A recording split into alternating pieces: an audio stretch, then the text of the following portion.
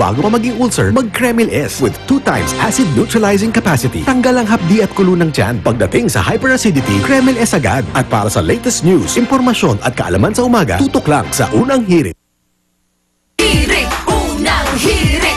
Unang hirit! Mangunguna ka!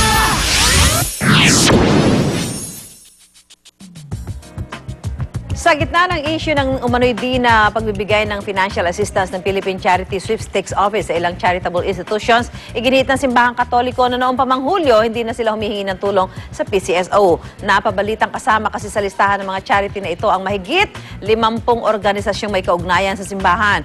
Pahayag naman ng PCSO, hindi nila ititigil ang pagbibigay ng pondo. Posibleng nade-delay lang daw ang liquidation ng mga ito, kaya di pa nabibigyan ng financial assistance. Yan po ang ating pag-uusapan. Kasama natin si Professor Winnie Monsod. Tita Winnie, good morning. Good morning, Susan. Good morning, mga kapuso.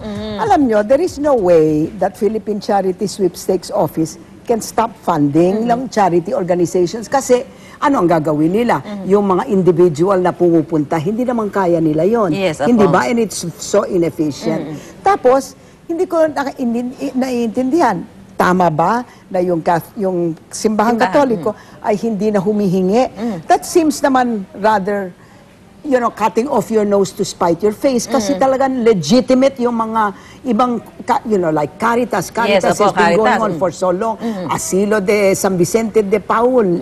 You know, that sort of thing. Hindi pwede yon. Ang nakikita ko lang dito, baka naman you know, pinapalaki ng media. It's entirely possible. It's totally standard operating procedure na siyempre minsan nag-audit ka. Lalo na kung bago, you want to know what the situation is. Kasi let's face it, maraming utang pa ang Philippine Charity Sweepstakes. Pero kasi at least that's what has been said. Oo, pero Tita Winnie, parang itong problema na to na yung hindi nakakabigay ng yung PCSO sa ilang mga hospitals na parang may mga beneficiaries. Parang medyo matagal-tagal na rin natin naririnig. Hindi tama yun. You know, the question is, is the Philippine Charity Sweepstakes on time yung paying the mga hospitals? Hindi ba kasi ang ginagawa nila, pumunta ka sa ospital na yan, tapos kami ang babayad. Tapos hindi sila nagbabayad. Ay talagang may problema yan. Ngayon, inaayos yata nila. So, kailangan inaayusin nila. So, we have to ask talagang ano ang ginagawa nyo? Are you auditing? Are you putting up your books? Is it a policy na wala nang, nag-deny naman si Margie Waco You know, why will she stop funding this very, very important organization, including Santa Clara. Ang hindi ko lang alam dito kung bakit nila finafonde yung Philip Presidential Security Group Station Hospital. Hindi yata charity yun. Baka sasabihin mga kasama sila sa government. So they have to look at all of this. Sino ba? Meron ba tayong somebody on the phone, on the line? Yeah, makakausap natin sa pamamagitan ng telepono, Tita Winnie, si Reverend Father Anton Pascual. Siya po yung head ng social services ng Archdiocese of Manila. Siya rin yung executive director ng Caritas Manila. Of course. Kasi alam nyo mga kapuso, my daughter used to work for Caritas, I think 5 years. It's a very good organization. Nasa linya Good morning, Father Anton. Father, good morning. Good morning, Madam Kapuso. Maring Winnie. Magandang umaga sa inyong lahat. Father Anton, will you, pwede bang i-clarify nyo, have you stopped asking PCSO for charity or for funds, or have they stopped funding you? Well, in all transparency, ano naman tayo sa Caritas, transparent po tayo, no? Nagpalit ng administrasyon ng PCSO, no? Yeah. Tumawag ang aming Vice Chairman, si Ramon Del Rosario, the Vice Chairman of Caritas Manila, at humihingi ng meeting kay Chairman Rico, no? At the same time, ako rin po, tumulat na rin sa PCSO, at humihingi ng, we are going to present our program kung gusto nilang makipag-partner sa amin, no? Pero wala namang sagot sila at sinasabi nila palagi very busy sila sa pag-reorganize at galugi ang PCSO, no? Ang sinabi sa amin.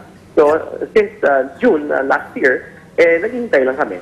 But of course, as everybody knows, because of the issue with the bishops, no? Early few months ago, no? Siyempre, ang simbahan natin ay kami ang nilapitan Kami ang hininga ng tulong ng PCSO before, yung mga bishops. Remember that the alleged pick-up. Yung magbibigay ng mga kotse, oo. So, yan. Kaya kami naman nilapitan ng PCSO at they're willing to help the church all over the Philippines, no? Yung nagkaroon ng skandalong ganyan, umatras talaga ang simbahan, no? Kaya nag-decision po ang board of director in last July, no? Na pag ganito ang relasyon, mabuti, huwag mo nang humingi ng tulong sa PCSO financially. But we continue to endorse. We continue to endorse indigent patients sa PCSO. Muna Father Anton naman, nakaka-confuse naman. You have not asked for money since Apo. July.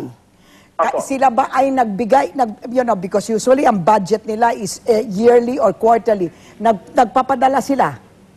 Apo. Pero hindi kami binibigyan. Hindi kayo binibigyan, Binibigyan. hindi kayo humingi, hindi kayo binibigyan. But napakalaki po ng tulong ng PCSO. How is this affecting yung inyong charity? Kasi may Caritas Manila, may Caritas Parañaque, may Caritas kung ano-ano, hospital, etc. Hindi naman hospital, pero health clinics. Ano nangyayari ngayon pag wala para ipagpatuloy yung pagtulong sa mga may hirap, we do additional fundraising. No, mingi po tayo sa mga different parishes, no? At mga naghanap ng mga donors, no? Ngayon na meron kaming Caritas Expo sa Glorieta Activity Center right now. Just to raise funds, no? To cover up yung pong deficit para ipagpatuloy ang tulong sa mga mahihirap tulad ng mga nutrition program at yung ating mga clinics, no? Para ipagpatuloy. Let's fundraising po. Let's fundraising. Pero Father Anton naman, please do not cut off your nose to spite your face. I mean, this amount is being used legitimately, hindi ba? For so many of your charity Charity works, beneficiaries. Oo, naku naman, wag naman ganon. Kaya Okay. alam naman natin na maliwanag naman po ang policy ng PCSO, no? Na lahat ng pondo na galing sa PCSO should be used for programs, not for admin. Absolutely. And I agree with that. It should be good. Mahigpit ang PCSO, mahigpit din ang COA. Oo, Mahigpit good. po. And Okay. we are very transparent sa Caritas Manila for the last In other words, you're not some of those organizations that kinukuha ang pera tapos binibigay sa kanilang mga empleyado. Okay. Ganon. Okay. I can understand that. Okay. Okay, maraming salamat po, Father Anton Pascual. Ako, Tita Winnie, ito, makakapanayam din natin si PCSO spokesperson, Dr. Larry Cedro. Ayan, Okay, Dr. Cedro, good morning. Ano ba? You stop funding all these organizations? Tama ba yon? Good morning po sa inyo, Maring Mimi. Good morning po sa lahat ating mga kapuso. No? Tama po. Yung tanong ni Maring Mimi na in-stop po namin yung pagtulong. Hindi po. In our press conference last Monday, meron po tayong statement na ibinigay na hindi po natin itinigil anumang mga programa, particular po sa regular beneficiary program ng ahensya po natin. Sandali lang, Dr. Cedro, no? Yes, You are not stopping. Have you suspended in the interim? There are several institutions of ours po na under review right now.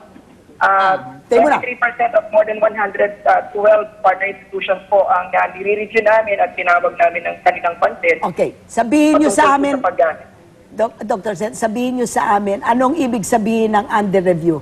Pag under review ba wala munang pera hanggang matapos ang review, o under review pinag-aaralan pero at the meantime binibigyan pa ng pera? Ano which one? Okay, ang ibig sabihin po natin under review, we cannot release the subsequent tranche of the funds that we're supposed to give po. Simply because hindi po sila nakakapag-liquidate pa ayon do sa memorandum of agreement na nilagdaan ng dalawang partido, ng PCSO at ng naturang institution po.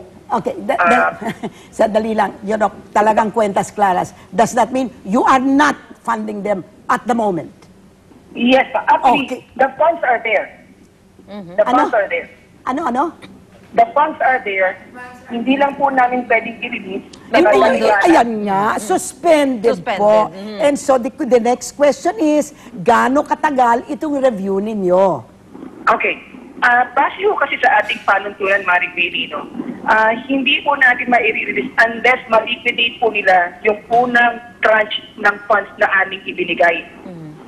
Yun po ang ating panuntunan. Okay lang. So ang iniintay nyo, meron kayong bagong patakaran. Bago nyo i-release yung second tranche, kailangan na i-liquidate yung first tranche. Yes. Ganun ba yon?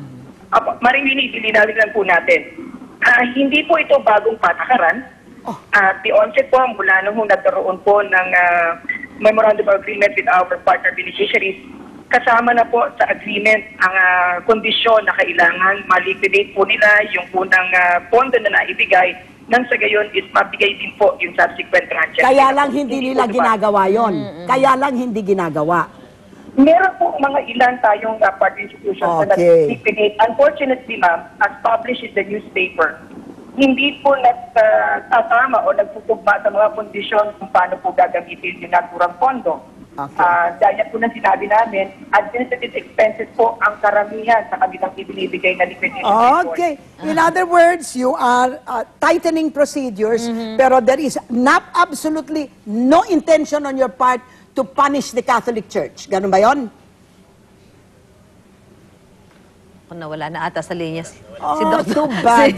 Napaka-importanting question Maganda na naman, maganda yung tanong mo, Tita Winnie. Anyway, maraming salamat din kay PCSO spokesperson, Dr. Larry Cedro. At syempre, Tita Winnie, ayan, ako, para naman doon sa mga kababayan natin na medyo nawala ng pag-asa, akala nila na-stop na. Yung No, cannot be. Okay. Kasi mahihirapan ang PCSO na magbigay ng charity kung i-stop nila because these are their mechanisms, Yes, transfer mechanisms. Sige. Okay, thank you, Tita Okay. Winnie. At ako. Tanungin ha? Tatanungin sa kanila. Narito po ang kalipunan ng mga balita.